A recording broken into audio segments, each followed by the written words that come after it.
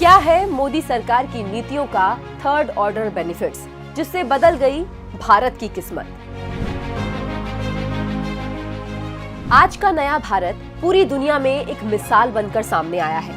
आज हर भारतीय को खुद पर आत्मविश्वास है और पूरी दुनिया को भारत के इस आत्मविश्वास पर भरोसा है। आज हर भारतीय को खुद पर गर्व है, वरना हम उस दौर को भी अच्छे से जानते हैं जब आजादी के बाद भारत का एक बड़ा तबका गरीबी और भुखमरी की चादर ताने सोया हुआ था, जिसके कानों में लंबे समय तक सिर्फ गरीबी हटाओ के नारे जोर जोर से चिल्लाए गए। लेकिन तत्कालीन कांग्रेस सरकार ने उसे गरीबी की नींद से उठाने की जरा भी कोशिश नहीं की। 7 दशकों तक अगर कोई कोशिश की भी गई हो तो सिर्फ गरीबी की और मोटी चादर उड़ाकर वापस सुला देने की। जिस भारत को आजादी के बाद अपनी आर्थिक स्थिति को सुधारने के लिए गुलामी की मानसिकता को खत्म करके नए कदम आगे बढ़ाने चाहिए थे या नए कदम आगे बढ़ाने के लिए प्रेरित किया जाना चाहिए था, उसे तब ऐसे नियम कानूनों के दाव पेंच में उलझाया गया कि वो खुद पर कभी आत्मविश्वास हासिल ही नहीं कर पाया। जिस भारत को आजादी के तुरंत बाद आर्थिक रूप से मजबूत होना था, वो कांग्रेस काल में और पिछड़ता चला गया। कारण था अपने ही देश की जनता पर भरोसा ना कर पाना। जो भारत औपनिवेशिक शासन से मुक्त होकर 2 गुना वृद्धि हासिल कर सकता था, वो सिर्फ पर कैपिटा 1 से 3% की ही सूक्ष्मता हासिल कर पाया।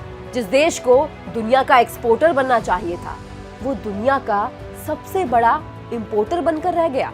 वजह थी कांग्रेस द्वारा देश को सक्षम न बनने देना। हमारे देश की आर्थिक किताब से कारखाने, छोटे कारखाने, उद्योग, छोटे उद्यमों पर भरोसा न करते हुए उनके प्रभाव के पन्नों को ही मिटा दिया गया, जिससे देश के अंदर की नवीनतम भावना मर गई। वो देश जो प्रतिभाशाली युवाओं से भरा हुआ था, जिसे उस समय पंख फैलाकर उड़ना चाहिए था, वो केवल सीमित आकांक्षाओं में संकुचित होकर ही रह गया और केवल सरकारी नौकरी को ही एकमात्र सुरक्षित सपना मानने लगा। आपने बॉलीवुड की कई फिल्मों में अक्सर ये डायलॉग सुना होगा कि हमारा देश एक युवा देश है, प्रतिभा की भी कोई कमी नहीं है। तो फिर वो कौन सी वजह है जो भारत को विकसित होने से रोक रही है? तो वो वजह यही है, जिसके चलते लंबे समय तक प्रतिभावान होते हुए भी भारत कुछ नहीं कर पाया, क्योंकि उसकी सोच को संकुचित रखा गया, उसके दायरे को कम कर दिया गया। उसे यह एहसास दिलाया गया कि एक गरीब इंसान को बड़े सपने देखने का हक ही नहीं है। लेकिन 2014 के बाद से देश में बदलाव की जो बयार चली है, उसे कोई भी अछूता नहीं है। इस बदलाव को देश का हर व्यक्ति ने अपने स्तर पर महसूस किया है, जो प्रधानमंत्री नरेंद्र मोदी की दूरदर्शिता का कमाल है। 2014 के बाद से भारत में एक नया सूर्योदय हुआ, जिसने हमारे देश के आर्थिक और सामाजिक पहलुओं को रोशन किया।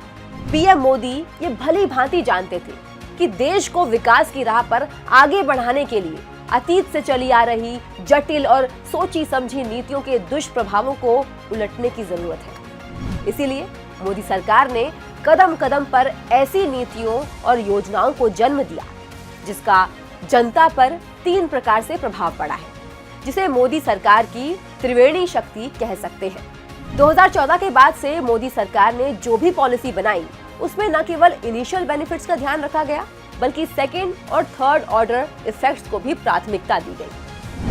अब यहाँ ये समझना बहुत जरूरी है कि ये थर्ड ऑर्डर बेनिफिट होता क्या है। इसे एक उदाहरण के तौर पर समझते हैं। जब सरकार किसी खास वर्ग या समुदाय के उत्थान के लिए कोई योजना बनाती है और उस योजना का सीधा लाभ जब उस वर्ग तक पहुंचता है, तो उसे उस योजना का फर्स्ट ऑर्डर इम्पैक्ट कहा जाता है। इसी प्रकार से उस योजना के माध्यम से जब उस विशेष वर्ग को अन्य लाभ प्राप्त होने लगे, तो वो उस योजना के सेकेंड और थर्ड ऑर्डर इम्पैक्ट कहलाते हैं। जैसे बेटी बचाओ बेटी पढ़ाओ योजना महिलाओं के उत्थान के लिए शुरू की गई। इससे न केवल सीधे तौर पर बेटियों को धनराशि का लाभ प्राप्त हुआ, बल्कि शिक्षा और रोजगार के क्षेत्र में महिलाओं की संख्या में भी वृद्धि हुई। ये इसका सेकेंड ऑर्डर इम्पैक्ट हुआ। वहीं ये भी देखा गया कि देश में पहली बार पुरुषों की तुलना में महिलाओं की संख्या अधिक रही है। ये इस योजना का थर्ड ऑर्डर इम्पैक्ट कहलाया। इस प्रकार से मोदी सरकार ने अपनी हर पॉलिसी में इस त्रिवेणी शक्ति के माध्यम से कैसे देश की काया को पलटने का काम किया है, इसे इन तथ्यों के माध्यम से समझते हैं। मोदी सरकार का यही नारा है कि उसे समाज के अंतिम पायदान पर खड़े व्यक्ति को भी विकास की राह से जोड़ना है।